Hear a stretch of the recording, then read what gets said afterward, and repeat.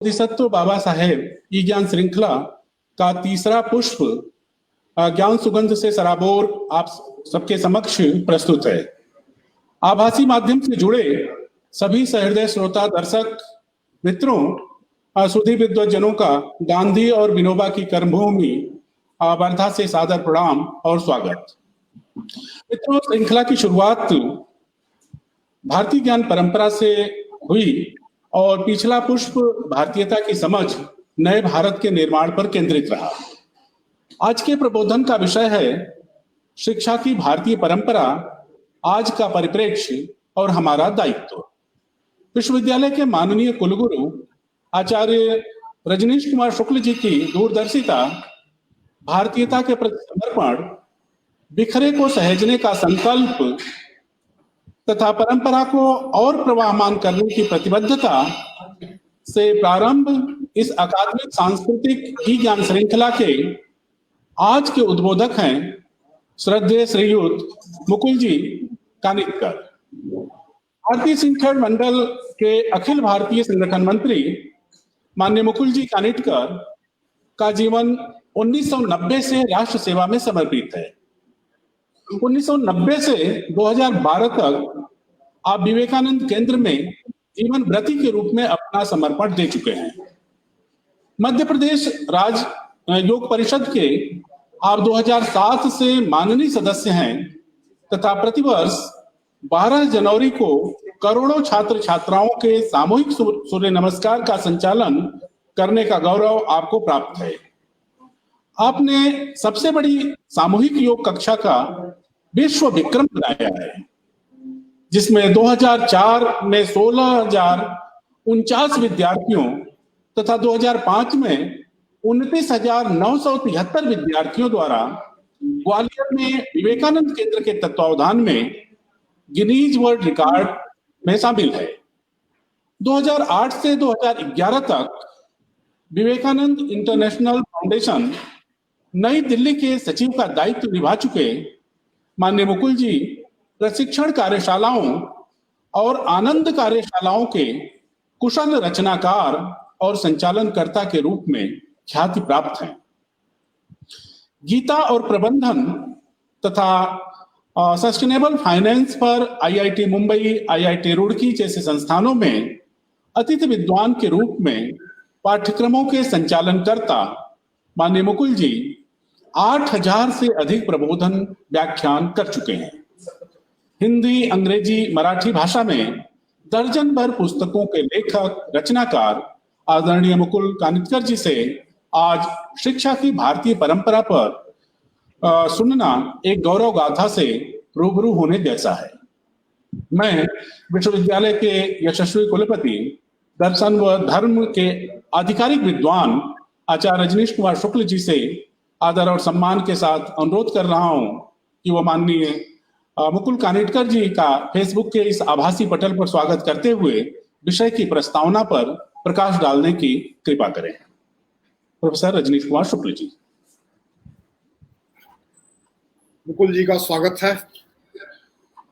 श्रीमान मुकुल कानिटकर, सच यही है और यह स्वाभाविक रूप से औपचारिक रूप से कही जाने वाली बात नहीं है कि मुकुल जी किसी परिचय के मोहताज, यह अक्षरशः सत्य। हम सब परिचित हैं। भारतीय शिक्षा की पुनर्रचना, भारत के चैतन्य पर आधारित शिक्षा का स्वरूप और सिर्फ आकार ही नहीं अपितु तथ्य और कथ्य भी शिक्षा का, फॉर्म और कंटेंट दोनों ही भारतीय हो, भारत की आवश्यकता, अपेक्षा, आकांक्षा के अनुरूप हो। शिक्षक, शिक्षाविद ये स्वयं से सक्रिय सहभागी करते हुए शिक्षा का स्वरूप भारत के लिए प्रस्तुत कर सके और उसे व्यवहार में ला सके, इसके लिए अहर्निश यत्न करने वाले व्यक्ति। भारतीय परंपरा में, अध्ययन और अध्यापन की परंपरा में शिक्षावल्ली का वह सूत्र बहुत महत्वपूर्ण है, मंत्र बहुत महत्वपूर्ण है। स्वाध्याय प्रवचनेद्या मा प्रमदितव्या। स्वाध्याय और प्रवचन, इन दोनों की दृष्टियों से अहर्निश एक साधक की तरह कार्य करने वाले व्यक्ति हैं मुकुल जी। और इस शिक्षा का उद्देश्य मनुष्य मात्र का कल्याण, इस सृष्टि के संबंध में समग्रता पूर्वक विचार, भारत की राष्ट्रीयता को केंद्र में रख करके चिंतन और भारत की राष्ट्रीयता को केंद्र में रख करके, भारत की राष्ट्रीयता यानी विश्वोन्मुखता की राष्ट्रीयता, विश्व के कल्याण के लिए राष्ट्र को समृद्ध, वैभवशाली, शिक्षित और संस्कारित बनाने का चिंतन, इसको जीवन में उतारते हुए अन्यों को इस दिशा में साथ लेकर के चलने का यत्न करने वाले भारत की आचार्य परंपरा के एक प्रतिनिधि हैं। संगठक होने के साथ साथ इस परंपरा में आचार्य की भूमिका में भी हम अनवरत देख रहे हैं। और भारत में अभी आभासी जगत में जो व्याख्यानों का एक क्रम दिखाई दे रहा है, इसकी शुरुआत भी मुकुल जी ने ही की थी देश में। शेष सब लोगों ने उसका अनुवर्तन किया है। ऐसे एक भविष्यदर्शी, क्रांतदर्शी, भारत की के चैतन्य जिसमें नित्यता, सनातनता और भविष्योन्मुखता तीनों है, इनका समावेश करके चिंतन करने वाले और उसे क्रिया में उतारने का यत्न करने वाले और प्रबोधन करने वाले व्यक्तित्व को हम अपने बीच आज प्राप्त कर रहे हैं। और स्वाभाविक है कि यह बाबा साहब भीमराव अम्बेडकर की स्मृति में प्रारंभ की गई ई व्याख्यान माला इस दृष्टि से आज एक महत्वपूर्ण पड़ाव पर है। ऐसे व्यक्तित्व का पुनः स्वागत करते हुए मैं अनुरोध करूंगा कि श्रीमान मुकुल जी व्याख्यान प्रदान करने का अनुग्रह करें। धन्योस्मि आचार्य रजनीश शुक्ल जी। अनिल जी का भी आभार, उनके आग्रह से आज मैं यहाँ पर इस व्याख्यान माला में आपके सम्मुख उपस्थित हूँ। भारतीय शिक्षण मंडल का जो ध्येय श्लोक है, जो विष्णुदास को लिया गया है और जो विद्या की व्याख्या देता है, उस श्लोक से मैं प्रारंभ करता हूं। तत्कर्मयन्न बंधाय सा विद्याया विमुक्तये आयासाया परम कर्म विद्यान्या शिल्प नैपुणम। कर्म वही है जो बंधन में न बांधे, विद्या वही है जो मुक्त करे। अन्य सभी कर्म व्यर्थ का प्रयास मात्र है और अन्य सभी विद्याएं जो मुक्त ना करे, ऐसी विद्याएं केवल मात्र कारीगरी है, शिल्प नैपुण्य ऋषि कह रहा है। यह विद्या की व्याख्या भारत की शिक्षा परंपरा का महत्वपूर्ण तत्व है। विद्या वही है जो मुक्त करे।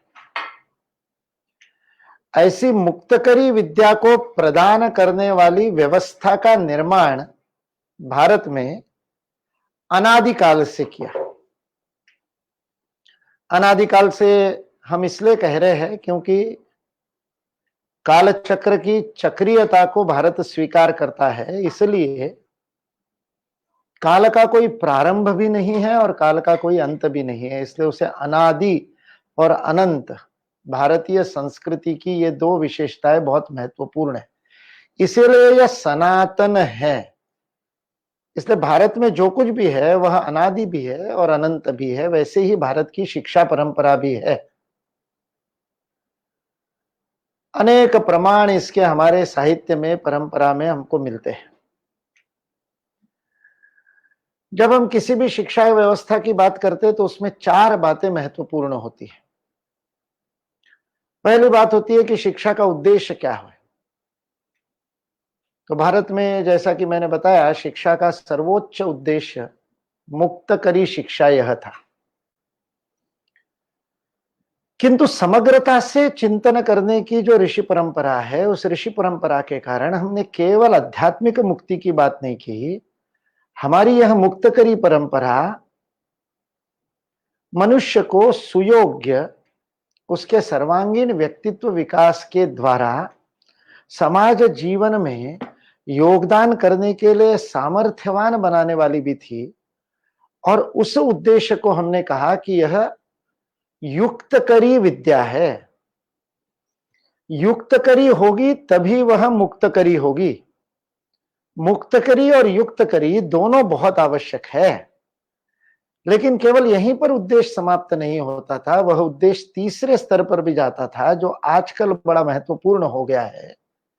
और जब भारतीय शिक्षा परंपरा की प्रासंगिकता आज हमारे आज के विषय में आज यह शब्द भी है, इसलिए हम उसको आज लागू कर सकते हैं। ऐसा तीसरा उद्देश्य बहुत महत्वपूर्ण है। मुक्तकरी विद्या, युक्तकरी विद्या, इतना ही नहीं, वह अर्थकरी भी हो, यह भारत में उद्देश्य था। अर्थ का भारत में व्यापक अर्थ है। उस पद की व्यापकता केवल वित्त से या केवल पैसे से नहीं जुड़ी हुई। अर्थ इस शब्द के लिए उत्पादक, यह आज की भाषा में यदि प्रयोग किया जाए तो हम उत्पादक कह सकते हैं। तो हमारा विद्यार्थी जो है वह युक्त हो, योग्य हो, समर्थ हो, बंधनों से मुक्त हो और साथ ही साथ समाज के लिए उत्पादक कार्य करने में सक्षम हो, अर्जन करने में सक्षम हो। मुक्त करी, युक्त करी, अर्थ करी, यह तीनों मिलाकर के शिक्षा का समग्र उद्दिष्ट भारत में हमारे सामने रखा था। केवल इतनी ही बात नहीं।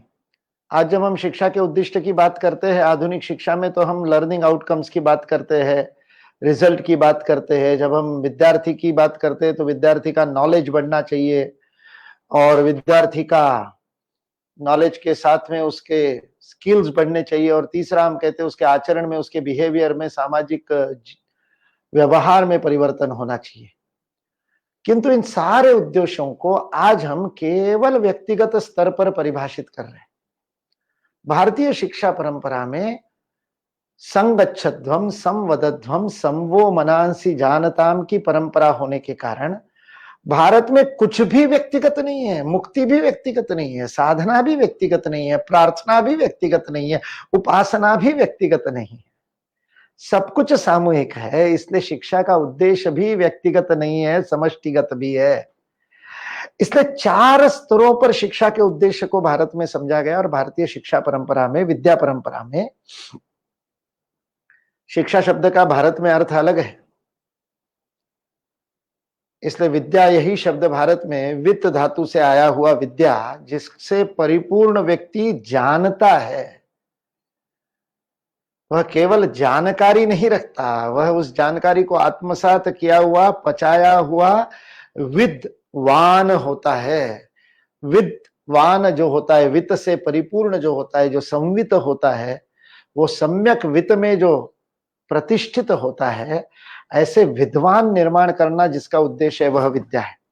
तो भारत में यह विद्या केवल व्यक्तिगत स्तर पर मुक्तकरी, युक्तकरी और अर्थकरी नहीं थी, अभी तो इससे आगे जाकर के समष्टिगत स्तर पर भी थी। वह व्यक्ति परिवार में, समाज में, राष्ट्र में कार्य करने योग्य होना चाहिए। इसलिए योगदान करने के लिए सक्षम व्यक्ति का निर्माण, राष्ट्र निर्माण के लिए उपयुक्त व्यक्तित्व का निर्माण, केवल व्यक्ति निर्माण नहीं। इसलिए जितना व्यक्तिगत चारित्र महत्वपूर्ण था, उतना ही समष्टिगत राष्ट्रीय चारित्र, जिसको आज हम कह सकते हैं, वह भी भारत में महत्वपूर्ण था। तीसरा स्तर था, वह व्यक्ति पर्यावरण के लिए, सृष्टि के लिए घातक नहीं हो, बाधक नहीं हो, विघातक नहीं हो, विनाशक नहीं हो।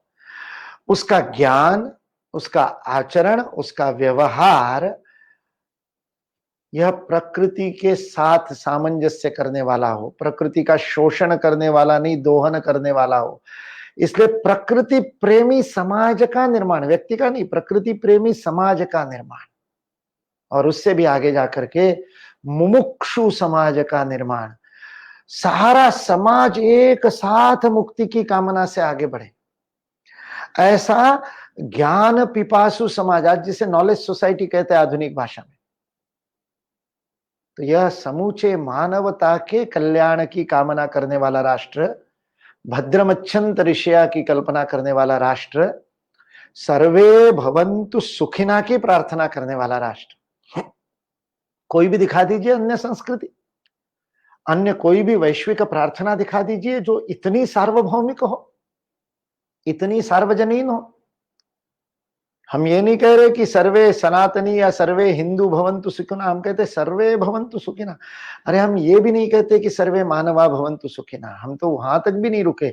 औषधे शांति, वनस्पते शांति, पृथ्वी शांति, समूचे ब्रह्मांड की, सृष्टि की, परमेष्टि की, यह अनंत की यात्रा में लगा हुआ समाज, समष्टि, राष्ट्र, एक राळती, आंतार्धात परार्धात समुद्र, पृथिव्याम समुद्र पर्यंता, एक राळती, यह इस राष्ट्र की परिभाषा वेदों से हमको मिलती है। एक राळती यानी एक राष्ट्र के रूप में जो प्रकट होता है, विराजमान होता है, दैदीप्यमान होता है, गौरवान्वित होता है, आलोकित होता है, प्रकाशित होता है।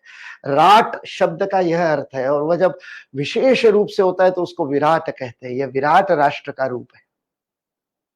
इसलिए हमारा विद्या का उद्देश्य, विद्या के लिए प्रदान करने के लिए तैयार की गई व्यवस्था का उद्देश्य, वह समग्र उद्देश्य, यह एकात्म और समग्र विश्व निर्माण का उद्देश्य, और उस विश्व निर्माण को करने वाले राष्ट्र का निर्माण, उस राष्ट्र में योगदान देने वाले समाज का निर्माण, उस समाज में योगदान देने वाले परिवार का निर्माण, और ऐसे परिवार को पोषित करने वाला व्यक्ति निर्माण, यह समग्र उद्दिष्ट। जब हम किसी भी शिक्षा व्यवस्था की आधुनिक भाषा में बात करते हैं, जिसको भारत में मैं बार बार कह रहा हूं कि विद्या की व्यवस्था है, उसका दूसरा पक्ष होता है उसकी संरचना क्या होगी, उसका स्ट्रक्चर क्या होगा, जिसमें नीति भी आती है, जिसमें उसका प्रबंधन भी आता है, जिसको आजकल गवर्नेंस कहने लगे, प्रशासन कहने लगे। हमारे यहाँ प्रशासन शब्द ही नहीं है। हमारे यहाँ प्रशासन ये बनाया गया, संस्कृत में नए शब्द बनाए जा सकते, इसलिए हमने प्रशासन शब्द बना दिया। लेकिन कहीं भी राज्य व्यवस्था में सत्ता शब्द आता है, और सत्ता शब्द सत से आया हुआ है। सत्ता शब्द का अर्थ आज जिस अर्थ में राज्य सत्ता लिया जाता है, पॉलिटिकल पावर के रूप में लिया जाता है, वैसा अर्थ नहीं है। सत्ता यानी होना, प्रभाव, सत का प्रभाव, होने का प्रभाव। किसी भी, आज यहाँ पर आदरणीय कुलगुरु आचार्य रजनीश शुक्ल जी की उपस्थिति है, उनकी उपस्थिति मात्र से जिस सत्ता का निर्माण हुआ है, इस सारी बौद्धिक यज्ञ का स्तर बदल जाएगा।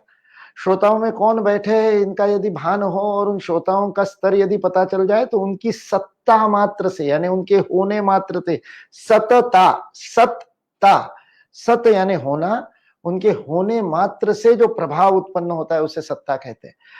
सत्ता या प्रशासन नहीं था। हमारे यहाँ प्रशासन की बात नहीं की, शासन की गई, लेकिन शासन का अर्थ है दंड देना, और उसको अनिवार्य व्यवस्था माना गया, विवशता की व्यवस्था माना गया। आदर्श स्थिति में कहा गया कि वो सब समाप्त हो जाएगा। पितामह भीष्म को जब धर्मराज युधिष्ठिर पूछ रहे कि धर्मराज्य क्या है, तो उस धर्मराज्य की व्याख्या करते समय पितामह भीष्म उसकी व्याख्या कहते हैं, न च राजा न च राज्यो न दंडो न दंडितः, न राजा होगा न राज्य होगा, न दंड की व्यवस्था होगी, न कोई दंड देने वाला होगा, क्योंकि शासन की आवश्यकता ही नहीं होगी। फिर लोग कैसे व्यवहार करेंगे? लोग स्वयं की प्रेरणा से, कर्तव्य बोध से, दायित्व बोध से व्यवहार करेंगे, और उस कर्तव्य बोध और दायित्व बोध से जो मनुष्य काम करता है, उसको हमारे यहाँ शब्द दिया धर्म। वही समाज को धारण करता है, वही राष्ट्र को धारण करता है, वही प्रकृति को धारण करता है। इसलिए धर्मे नैव प्रजा सर्वा वर्तन्ति स्म परस्परम। पितामह भीष्म आज से 5100-5200 वर्ष पूर्व शरशैया पर पड़े हुए और धर्मराज युधिष्ठिर को ये नहीं कह रहे कि ऐसी व्यवस्था आएगी। It's not a utopian concept.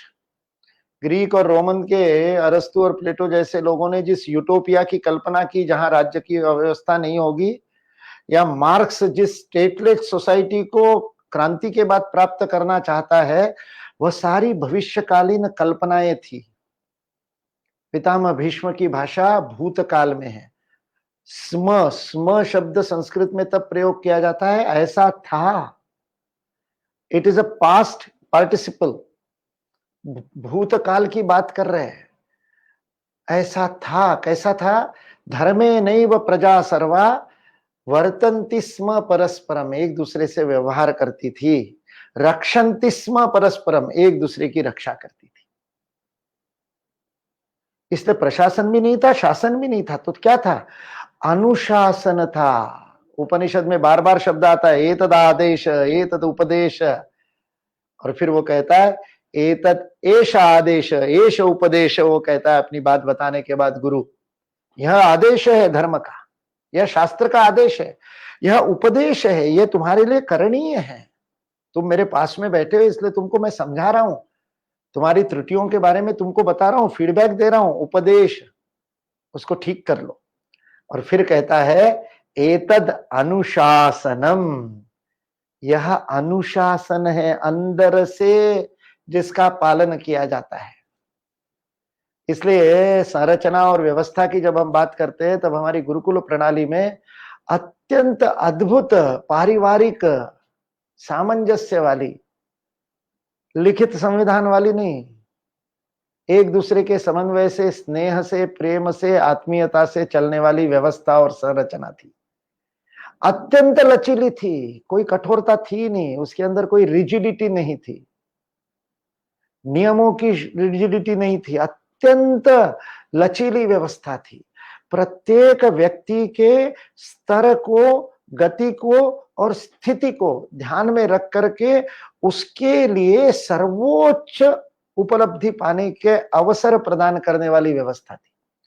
जो जहां पर है, सत्व रजतम की स्थिति से जो जहां पर है वहीं से प्रारंभ करके सर्वोच्च ब्रह्म विद्या को प्राप्त कर सके यदि चाहे तो, यदि उसकी अंदर से आकांक्षा, अभिप्सा जागृत हो तो, नहीं जागृत हो तो वो जहां तक जाना चाहे वहां तक, उसको जहां तक विद्या को प्राप्त करना है वहां तक, उसकी क्षमता के सर्वोच्च स्तर तक वो जा सके, ऐसी व्यवस्था का निर्माण हमने किया था। अत्यंत शास्त्रीय थी, आज की भाषा में साइंटिफिक थी। यह यात्रा जन्म जन्मांतर की यात्रा, यह कार्य कारण भाव का सर्वोच्च स्थिति भारत में पता थी। मां के गर्भ से बाहर निकलने के बाद, पेट से बाहर निकलने के बाद और मृत्यु तक का जीवन नहीं है, यह तो अनेक जन्म जन्मांतर का जीवन है। यह बात भारतवासियों को पता थी। इसलिए विद्या की व्यवस्था में चित्तगत प्राण की स्थिति को पहचानने वाले आचार्य का महत्व था। वो तैत्तरीय उपनिषद में वो कहता है, चारों दिशाओं से मेरे पास में ब्रह्मचारी आए, जिस प्रकार कैचमेंट एरिया से पानी बह करके नदी में आता है, आमायन्तु ब्रह्मचारिण स्वाहा विमायन्तु ब्रह्मचारिण स्वाहा। अरे मेरे पास चारों तरफ से विशेष प्रकार के प्रतिभावान ब्रह्मचारी आए ताकि मेरे गुरुकुल में मैं उनकी उन्नति कर सकूं। यह अधिजनन शास्त्र, अध्ययन के साथ अधिजनन शास्त्र, प्रजा प्रकर्षेण जायते ऐसी प्रजा, ऐसी अद्भुत स्वायत्त, स्वतंत्र, लचीली और आचार्य केंद्रित व्यवस्था भारतीय शिक्षा व्यवस्था की परंपरा है सदियों से। कोई ऐसा नहीं था कि सारे के सारे विषयों में आप उत्तीर्ण हो जाए, और उत्तीर्ण है ना 100 में से 35 भी आ जाए तो उत्तीर्ण और अगले कक्षा में चले गए, नहीं था भाई। आप किसी भी एक ज्ञान शाखा में उस स्तर तक प्रवीण होने के बाद अगले स्तर पर जाएंगे। कौन निर्णय करेगा? आचार्य निर्णय करेगा। और किस आधार पर निर्णय करेगा? उस स्तर का सब कुछ आपको आता है। आप अगले स्तर पर जाने के बाद पिछले स्तर के छात्र को सिखा सके, उसको प्रावीण्य माना जाता था। और गणित में आपका एक स्तर का प्रावीण्य होगा तो अगले स्तर में आप जाएंगे। कक्षा थी नहीं, इसलिए कक्षा की कक्षा आगे बढ़ने का विषय भी नहीं था।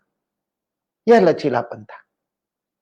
विषय के अनुसार, रुचि के अनुसार, स्थिति के अनुसार, गति के अनुसार आचार्य तय करता था। इसलिए आचार्य केंद्रित व्यवस्था थी, अत्यंत स्वायत्त व्यवस्था थी, शासन मुक्त थी, शासन का कोई हस्तक्षेप नहीं था, अनुदान भी नहीं था। राजा दान दे सकता था, अनुदान नहीं दे सकता था। अनुदान यानी अनुदान के साथ शर्तें आती है, उन शर्तों की पूर्ति करनी पड़ती है और इसलिए फिर आप शासन के अधीन हो जाते हैं।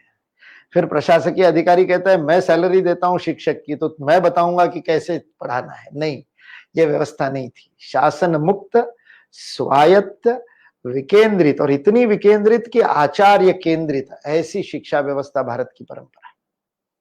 तीसरा पक्ष आता है जिसको आजकल हम कंटेंट कहते हैं। पाठ्य वस्तु क्या होगी? तो भारत में ब्रह्म विद्या को सबसे महत्वपूर्ण विद्या माना गया, बाकी सबको अविद्या कहा गया। विद्या अविद्या दो बातें कही गई। कई उपनिषदों में यह शब्द प्रयोग किया गया, दूसरे उपनिषदों में इसी के लिए शब्द प्रयोग किया पराविद्या अपराविद्या, जिसको आजकल हम आध्यात्मिक कहते हैं। वैसे स्वयं को जानना यह आध्यात्मिक माना जाता है, लेकिन स्वयं को जाने बिना विद्या क्या है? आप सबको सब कुछ जान गए और स्वयं को ना जाने। आज हमारे विश्वविद्यालयों के स्नातक उनके विषय में बहुत अच्छा कुछ जान जाते होंगे, लेकिन अपने आप को जानते हैं क्या? चिकित्सा विश्वविद्यालय से निकलने वाला छात्र यह चिकित्सक तो बन गया, उपचार तो कर लेता है, लेकिन रोगी के माता पिता के साथ वार्तालाप करने की मनुष्यता उसके अंदर नहीं है। रोगी के प्रति करुणा रखने की, संवेदना रखने की, और यह मानवीय सामान्य बात उसको नहीं सिखाई गई उस चिकित्सा विश्वविद्यालय में, क्योंकि वो केवल प्रवीण बना दिया गया, नैपुण्य उसका बढ़ा दिया गया। Specialization, super specialization. नाक कान के बारे में जानता है तो वह आंखों के बारे में नहीं जानेगा, पेट के बारे में, गैस्ट्रोइंटेस्टाइनल के बारे में जानता है तो हृदय के बारे में नहीं जानेगा, हृदय के बारे में जानता है तो चेस्ट के बारे में, लंग्स के बारे में नहीं जानेगा।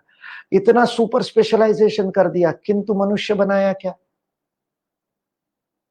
इसलिए विद्या और अविद्या, पराविद्या और अपराविद्या, ये दोनों जब हम बातें कर रहे हैं तो आज ये चिकित्सा शास्त्र में जो है, जिसको हमारी भाषा में भारत में अविद्या कहा जाएगा कि उसको इंजेक्शन लगाना आता है, उसको रोगों के लक्षण पता है, उसको ब्लड प्रेशर लेना आता है, उसको दवाई देना आता है, उसको बहुत अच्छी शल्य चिकित्सा करनी आती है, सर्जरी करनी आती है, ये सारी अविद्या मानी जाएगी। किंतु उसके हृदय कमल का विकास हुआ है और उस हृदय कमल के विकास के कारण वो रोगी के साथ, रोगी के परिवार के साथ आत्मीयता से संवेदित होकर के, उसकी वेदना अपनी मान करके उसके साथ संश्लेषण कर सकता है, विश्लेषण नहीं, जुड़ सकता है। यह हमारी अविद्या थी या पराविद्या थी। इसको आप अध्यात्म विद्या कह दो, ब्रह्म विद्या कह दो, कुछ भी नाम दे दो। आत्मवत् सर्वभूतेषु यह पश्यति स पश्यति।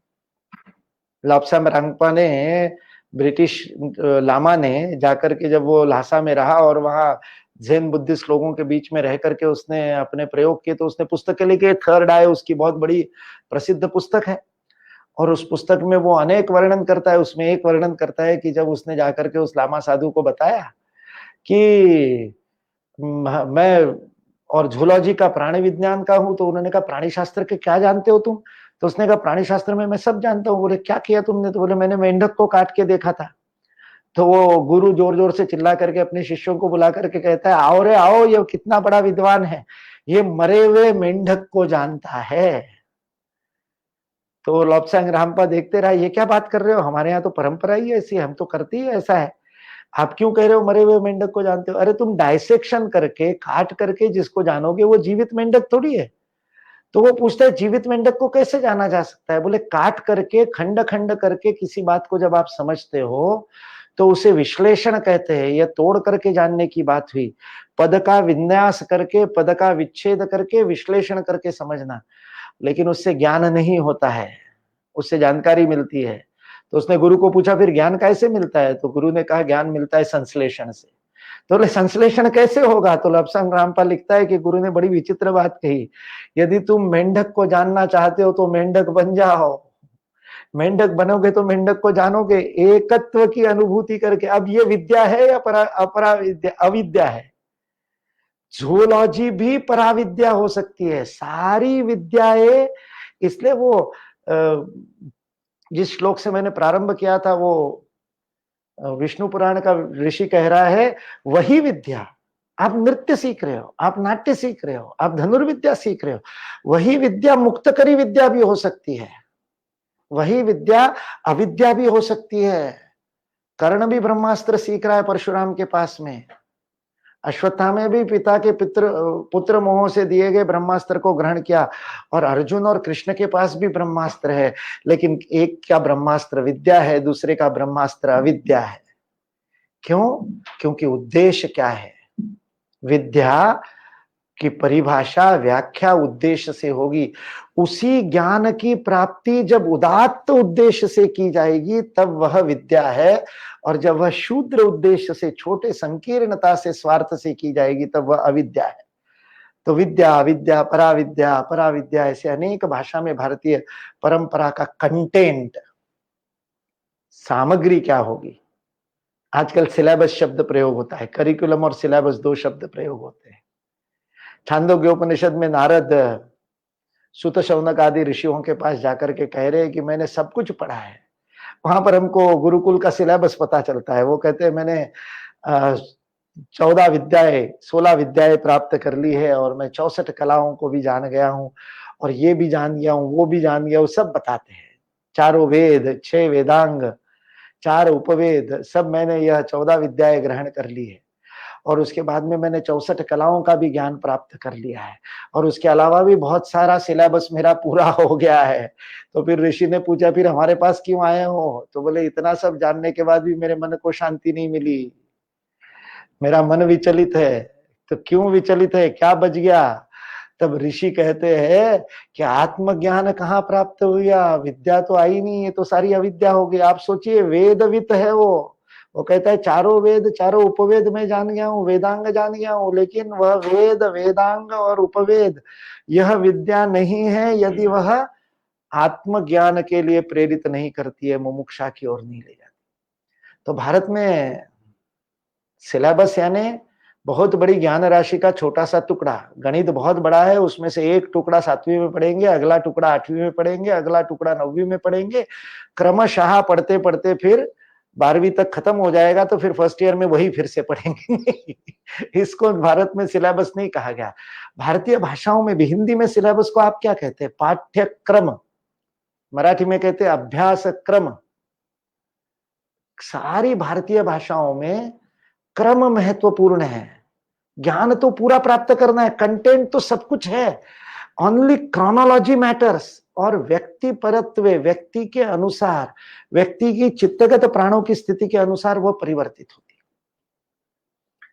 चौथी बात जो सबसे महत्वपूर्ण है शिक्षा व्यवस्था की, मैंने 3 बातें बताई, शिक्षा का उद्देश्य, शिक्षा की संरचना, शिक्षा की पाठ्य वस्तु, कंटेंट, और अब चौथी बात जिसको हम पेडागोजी कहते हैं आजकल, मेथोडोलॉजी, शिक्षण विधि। भारत में ये शिक्षण विधि भी अत्यंत महत्वपूर्ण है, उसको भी बड़ा महत्व दिया गया। बहुत बहुत शास्त्र में और बहुत जगह पर इसका वर्णन मिलता है। कितनी साइंटिफिक, कितनी शास्त्रीय, मनुष्य को पूरी तरह से समझ करके, मनुष्य को मनुष्य मान करके, मनुष्य को पशु मान करके नहीं विद्या दी जाती थी। इसलिए कॉग्निशन से नहीं शुरू होती है हमारी पेडागोजी, समझ से नहीं शुरू होती है हमारी पेडागोजी। हमारी पेडागोजी परसेप्शन से शुरू होती है। ज्ञानेंद्रियों का और कर्मेंद्रियों का विकास मातृकुल में करना है, माँ को करना है। गर्भ के 6ठे सप्ताह से लेकर गुरुकुल में प्रवेश करने तक मातृकुल है, माँ का कुल है, वहां माँ गुरु है।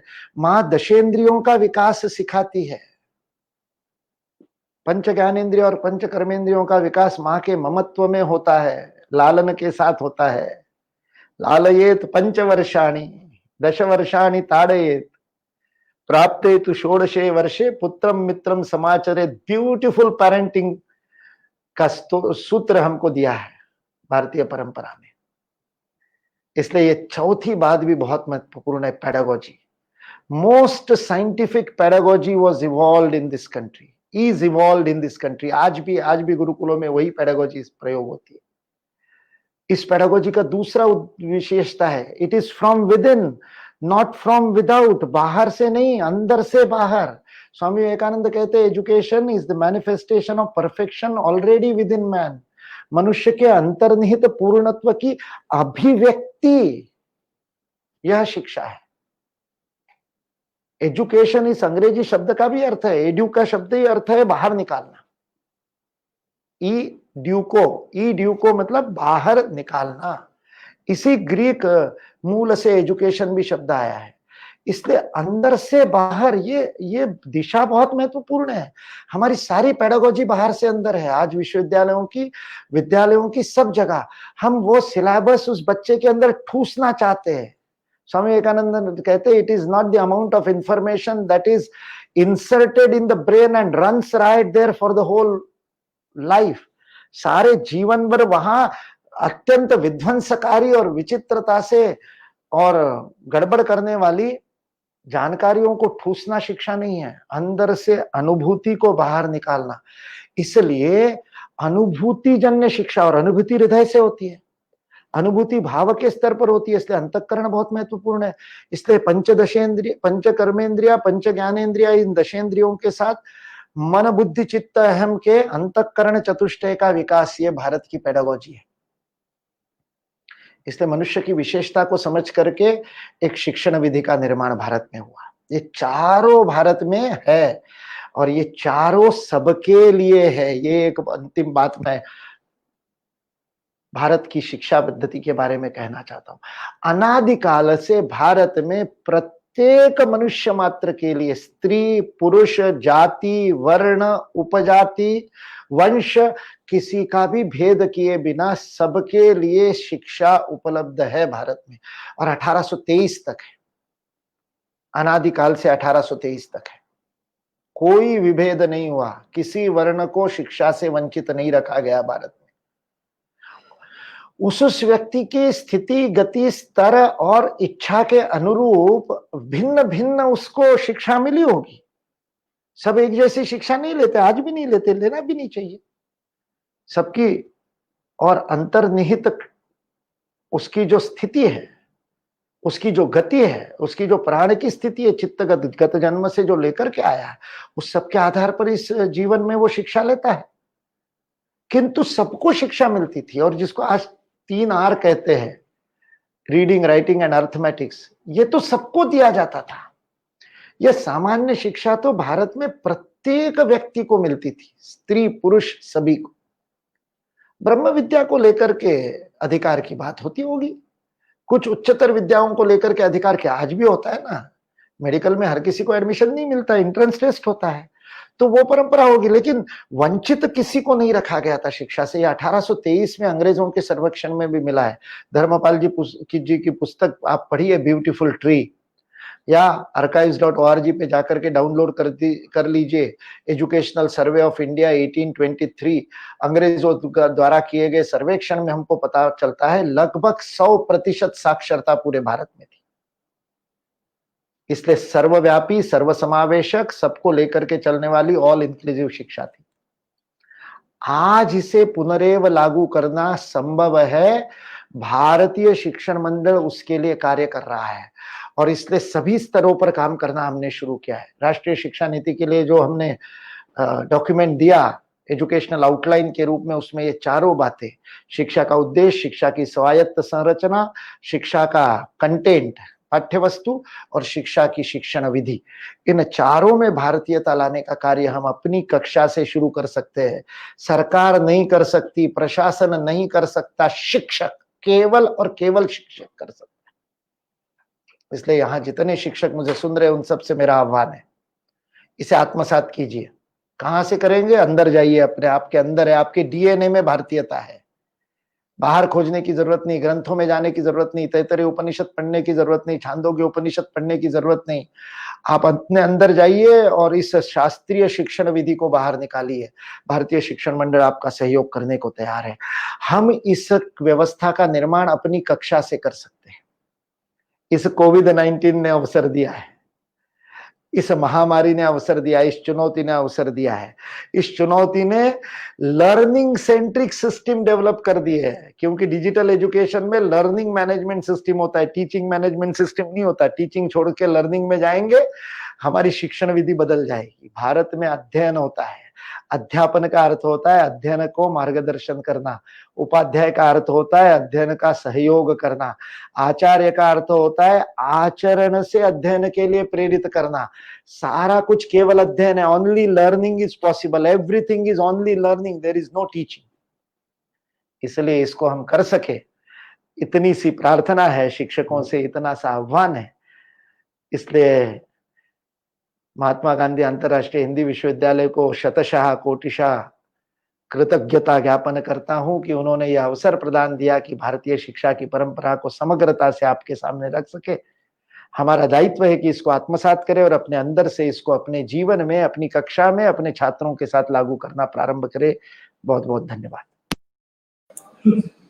बहुत बहुत धन्यवाद मुकुल जी। दरअसल मुकुल जी जब भारतीय शिक्षा की बात करते हैं तो लगता है कि सच में वो गौरवशाली जो शिक्षा की परंपरा हमारी रही है, मुकुल जी को इसलिए भी साधुवाद कि भारत में गुरुकुल शिक्षा पद्धति को फिर से पुनर्जीवित करने का काम जो उन्होंने किया है वो अपने आप में अनोखा और उदाहरण दिया जा सकता है। मुकुल जी, चूंकि हम तो चाह रहे थे कि देर तक मुकुल जी को सुने, लेकिन माननीय मुकुल जी को दूसरे आयोजन अनुष्ठान में जाना है, इसलिए हम लोग कम समय सुन पा रहे हैं। फिर अवसर लेंगे, आग्रह करेंगे कि और विस्तार से कभी सुने। भारतीय शिक्षा के बारे में सुनना, शिक्षा की परंपरा को सुनना मुकुल जी से बहुत अच्छा लगता है।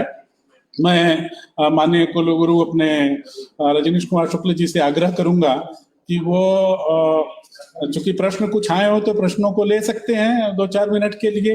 हालांकि हमें पता है कि माननीय मुकुल जी का समय हो चुका है और आपको दूसरे आयोजन में इस समय सम्मिलित होना है, लेकिन फिर मैं माननीय कुलपति जी से आग्रह करूंगा कि कोई प्रश्न हो तो आप ले सकते हैं माननीय मुकुल जी के साथ।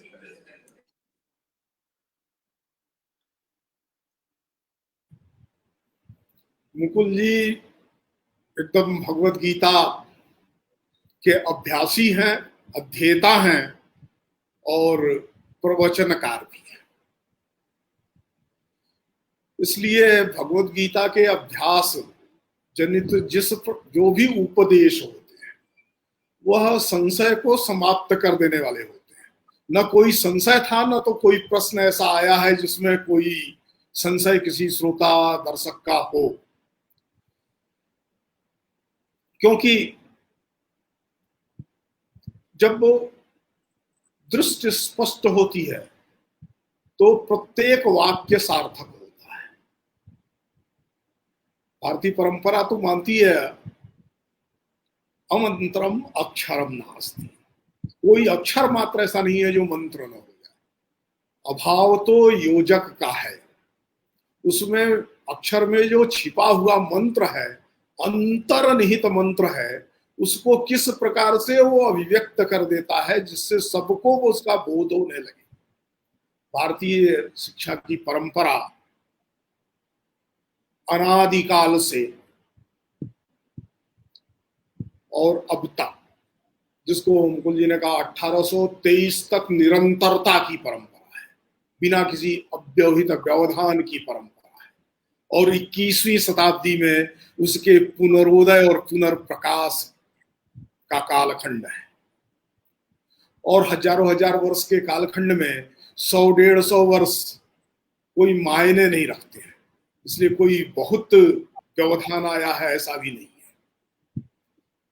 सनातनता और नित्यता, जहां विद्या का अधिष्ठान हो और विद्या का लक्ष्य भी हो, वहां निरंतरता कुछ काल के विक्षेप से नष्ट नहीं होती, खिलांश शेष रहता है और उस खिलांश से फिर प्रकाश उत्पन्न होता है।